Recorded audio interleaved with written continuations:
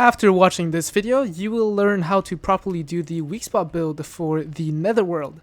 If you want to see the crit build for this weapon, let me know in the comments, and in any case, let's get right into this one.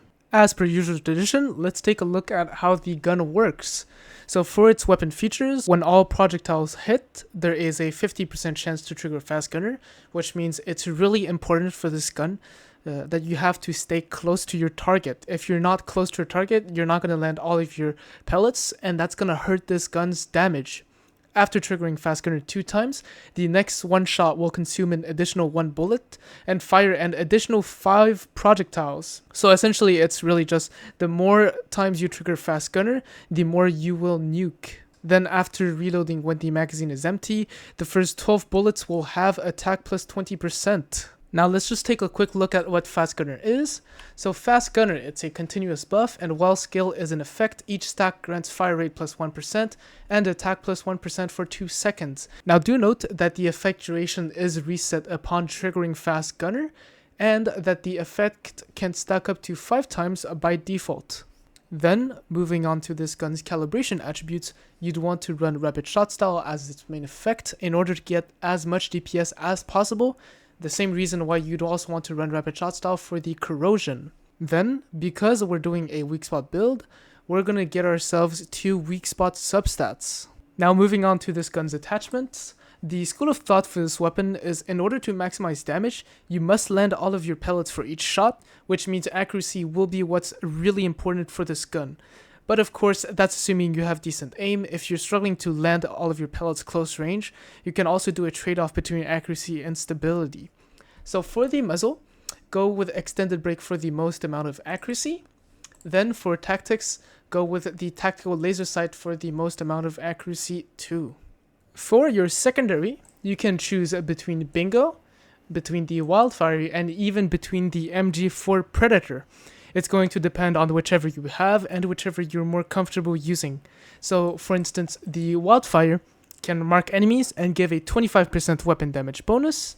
The Bingo can mark enemies, gives a 45% weak spot damage buff, and gives a 15% attack buff upon a kill. Lastly, the MG4 can be used as a main, to be honest, or secondary, or whatever, since it's really easy to stack Fast Gunner with that gun, which, while stacking Fast Gunner to its max stack quickly, will also obviously quickly increase your damage.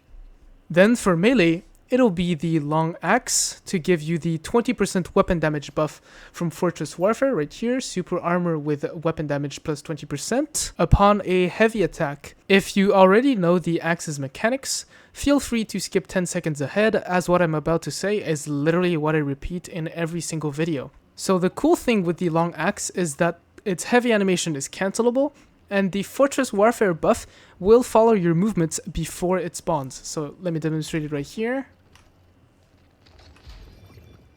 Moving on to your key gear and gear set bonuses, let's start with key gear. You have 2 options. It's going to be between the Precise Shot Mask and the Osis Mask. Now, don't go with Dusk Mask, as its effect is 50% chance of refilling 1 ammo every time you trigger a Fast Gunner. And it's like, you don't really need more ammo for this gun as it loses DPS after the 12th shot. So if you remember one of the gun's features, the first 12 bullets have an increased attack of 20%. Any bullets shot after that won't benefit it, and if you have more than 12 bullets in your magazine, you also can't just decide to reload after your 12th shot, since its requirement is that you have to empty your mag completely to get that buff. So it's going to be between Precise Shot Mask and Osis Mask. For open world content, like just clearing out POIs and stuff, Osis and Precise are both fine. It's not going to make a significant difference. The reason for that is because when you're clearing out open world content, such as POIs, you don't really need to have a lot of Fast Gunner stacks, since you shouldn't struggle to clear normal enemies anyway, and in most cases, you won't be able to retain the high amount of stacks given from Osis Mask. And on the other side, it can actually be more beneficial to run Precise Shot Mask for its quality of life, thanks to its increased reload speed every time you trigger Fast Gunner. However, for content such as Prime War or Monoliths, where you can stack Fast Gunner and retain the stacks, then Osis Mask is better. So Precise Shot increases your reload speed by 25% for each fast gunner trigger, stacking up to 10 times, and the stacks are lost from swapping to another weapon, which makes it useless if you want to swap to secondary or melee to gain buffs.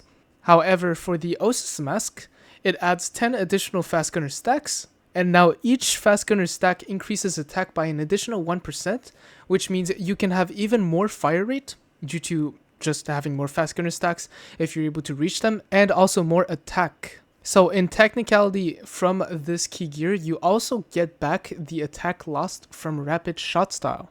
Now moving on to gear set bonuses, you'd want the same setup for the Bingo Bullseye build, which would be stacking weak spot damage and some weapon damage plus reload speed boost, which would be 3-piece Renegade with a 2-piece Bastille. If you don't have access to that, you can always add Agent to the choice pool. So for instance, you could do a 3-piece Renegade with a 2-piece Agent combo, or a 3-piece Agent with a 2-piece Renegade combo, and so on. Now for the Cradle, a bit of a special layout for this video. Let's talk about the Cradle buffs now instead of later.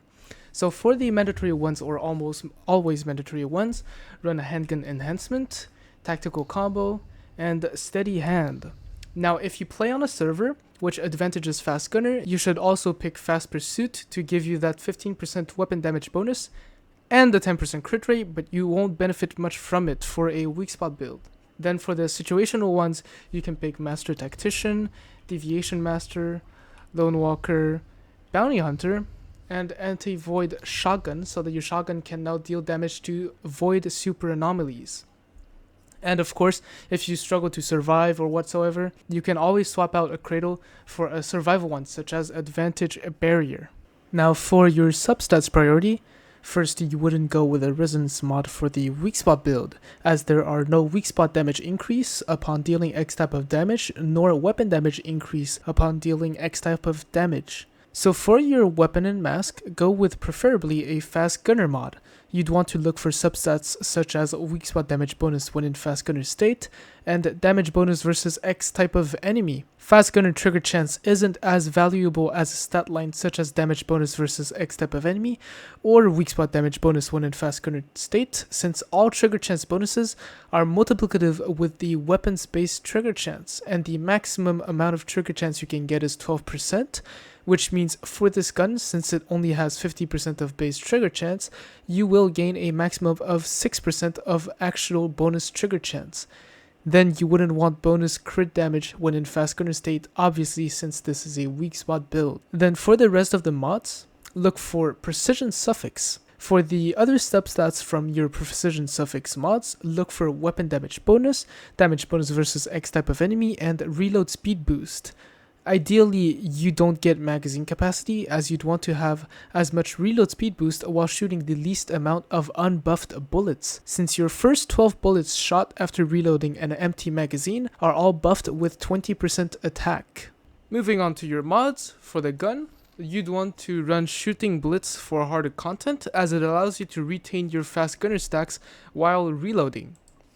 Now you can also run Cowboy if you have Precise Shot Mask, but the problem is that even with 10 Precise Shot Mask stacks and while running Cowboy, you'll still struggle to retain the fast gunner stacks even with some reload speed substats, so I wouldn't really go for it. Then for your secondary weapon, if you're running a bullseye gun, it's going to be Vulnerability Amplifier to allow you to deal even more damage. Otherwise, if you are running the LMG, anything here can work, to be honest.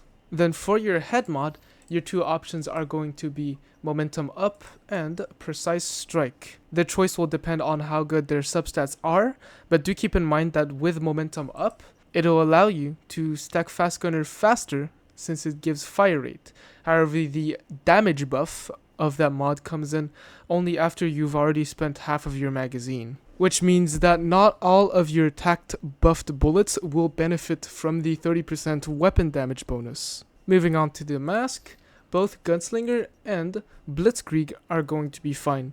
Gunslinger will have a higher startup DPS as it directly gives 30% weak spot damage, but the other, Blitzkrieg, will give you more damage when your fast gunner stacks are fully stacked. Then for your gloves mod, it'll either be Munitions Amplifier or weak spot damage boost. The choice will depend on their substats and on your total stat ratio between weapon and weak spot damage bonus. Then do keep in mind that when on field, if you don't hit a weak spot, you won't benefit from weak spot damage bonus, whereas you will still benefit from munitions amplifier. Oh, and also, when looking at your weak spot to weapon damage ratio, don't forget the 25% weapon damage bonus from reloading, 40% weak spot damage bonus from steady hand, and a little bit more even. So steady hand also gives another 20% if you're shooting at a target that has the bullseye effect, and so on. Then for your shoes, go with covered advance. It's the just preferred option as usual. It's either less conditional or /and gives more buffs than the other options. Then for top, it's going to be either munitions amplifier or weak spot damage boost, and the reasoning is going to be the same as the gloves.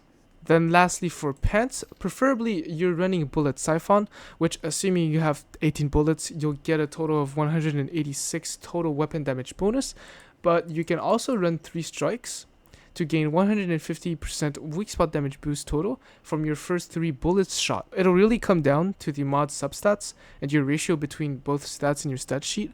However, keep in mind that bullet siphon will scale your damage up if you don't hit a weak spot, be it the whole shotgun shell or some pellets. And also keep in mind that the buff from 3 strikes has a slight delay, so you might actually just lose the buff on the first bullet if you shoot too quickly. Moving on to the food buffs, well, there are no drinks that can buff your damage for this gun, so just go with iced tea for more movement speed. And then for the food buffs, mixed fried hot dog will be best as long as you're shooting against marked targets. Otherwise, pick between crumbly bread, which gives you 25% weapon damage bonus, or assorted canned fruits, which gives you 25% weak spot damage bonus, and the choice between both will depend on your weak spot to weapon damage ratio. Of course, there are other weaker options, but I won't dive into them. Of course, don't forget that the pan-fried fish buffs are stackable, so make sure to eat the sea bass one, which gives you increased fire rate, and the pompano for increased weak spot damage. If you enjoyed or learned something from this guide, consider subscribing and liking this video for more. For now, take care, and I'll see ya in my next one.